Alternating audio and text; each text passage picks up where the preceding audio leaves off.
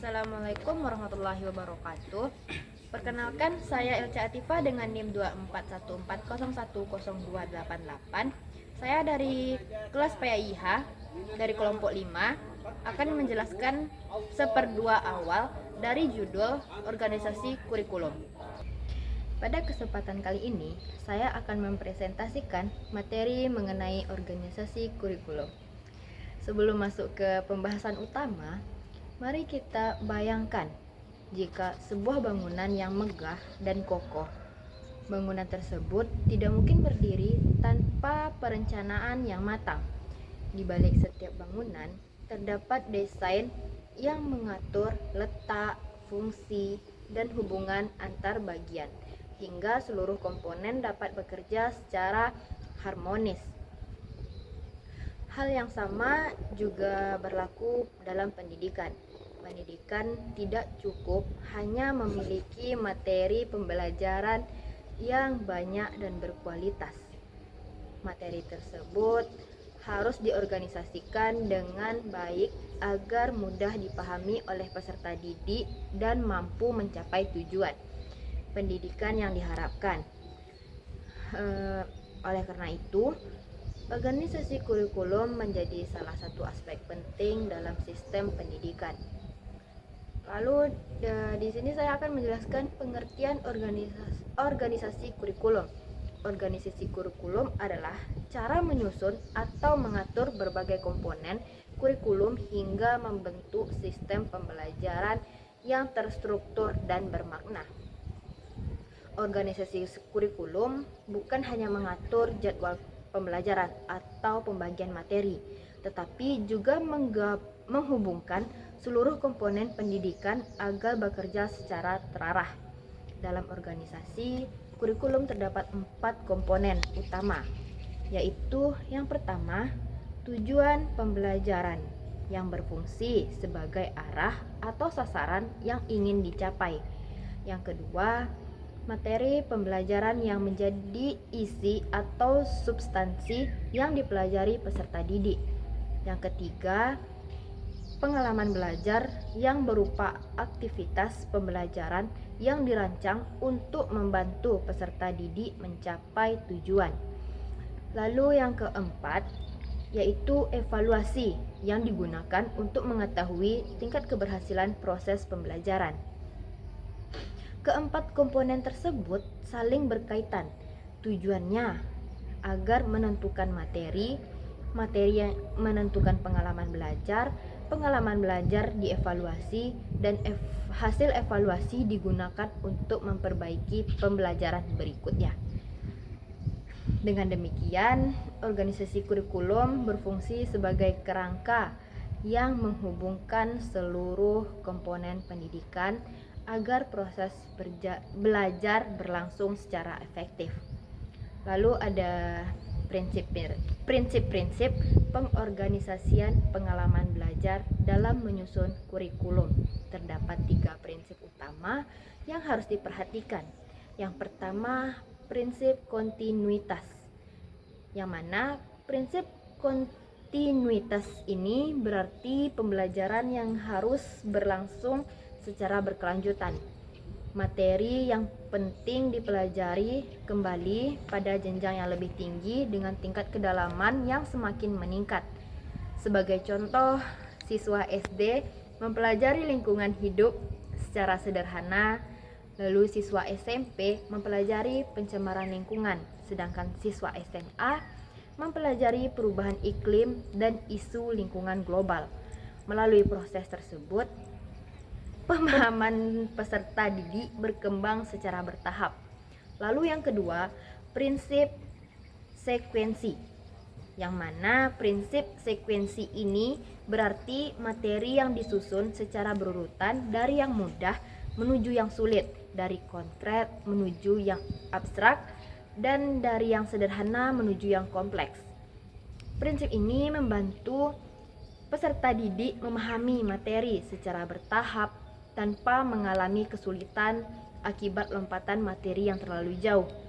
Yang ketiga, prinsip integrasi, yang mana prinsip integrasi ini berarti berbagai materi dan pengalaman belajar harus saling berhubung atau terhubung.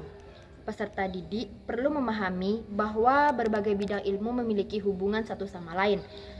Melalui integrasi, pembelajaran menjadi lebih bermakna dan lebih dekat dengan kehidupan nyata. Lalu ada model-model organisasi kurikulum. Yang pertama, kurikulum mata pelajaran. Model ini merupakan model yang paling tradisional dan paling banyak digunakan.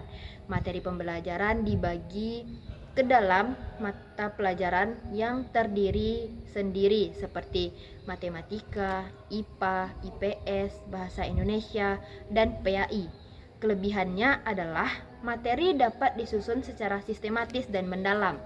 Namun, kelemahannya adalah peserta didik sering kesulitan melihat hubungan antara satu mata pelajaran dengan mata pelajaran yang lainnya. Lalu yang kedua, kurikulum berkorelasi. Model ini hanya mempertahankan mata pelajaran yang terpisah, tetapi masih ada usahanya untuk menghubungkan materi yang memiliki keterkaitan. Misalnya ketika siswa mempelajari kolonialisme dalam sejarah, mereka juga mempelajari jalur perdagangan dunia dalam geografi dan dampak ekonomi kolonialisme dalam ekonomi. Kelebihan dalam model ini adalah membantu peserta didik melihat hubungan antara konsep. Namun, model ini membutuhkan koordinasi yang baik antar guru. Lalu yang ketiga ada kurikulum terpadu. Dalam model ini, pembelajaran berpusat pada tema atau masalah kehidupan nyata. Sebagai contoh, mungkin tema krisis air bersih dapat digunakan untuk mempelajari aspek seperti IPA, matematika, IPS, bahasa Indonesia, dan seni secara bersamaan. Kelebihan model ini adalah pembelajaran yang menjadi lebih bermakna, kontekstual, dan mampu mengembangkan kemampuan berpikir kritis. Model ini memerlukan kerja sama guru dan sistem penilaian yang lebih kompleks. Lalu yang keempat, kurikulum inti. Kurikulum inti ini berfokus pada kompetensi dasar yang harus dimiliki oleh seluruh peserta didik. Kompetensi tersebut meliputi literasi, numerasi, dan kemampuan berpikir kritis, komunikasi, kolaborasi, dan pembentukan karakter. Kelebihannya adalah menjamin seluruh peserta didik memiliki bekal dasar yang diperlukan dalam kehidupan. Namun, tantangannya adalah menentukan keseimbangan antara program inti dan program pilihan. Analisis dan revaluasi dalam pendidikan modern. Setiap model organisasi kurikulum memiliki kelebihan dan kekurangan. Kurikulum mata pelajaran unggul dalam pendalaman ilmu, kurikulum berkorelasi unggul dalam membangun hubungan antar konsep, kurikulum terpadu unggul dalam pembelajaran kontekstual dan pemecahan masalah, sedangkan kurikulum inti unggul dalam pengembangan kompetensi dasar yang dibutuhkan oleh peserta didik. Dalam praktik pendidikan modern, sekolah jarang menggunakan satu model secara murni. Yang lebih sering dilakukan adalah mengombinasikan berbagai model sesuai kebutuhan peserta didik dan tujuan pendidikan.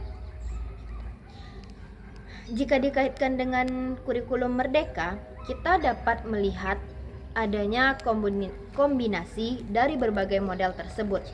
Kurikulum merdeka tetap mempertahankan struktur mata pelajaran, tetapi juga mendorong integrasi pembelajaran melalui proyek dan penguatan kompetensi dasar seperti literasi, numerasi, serta karakter.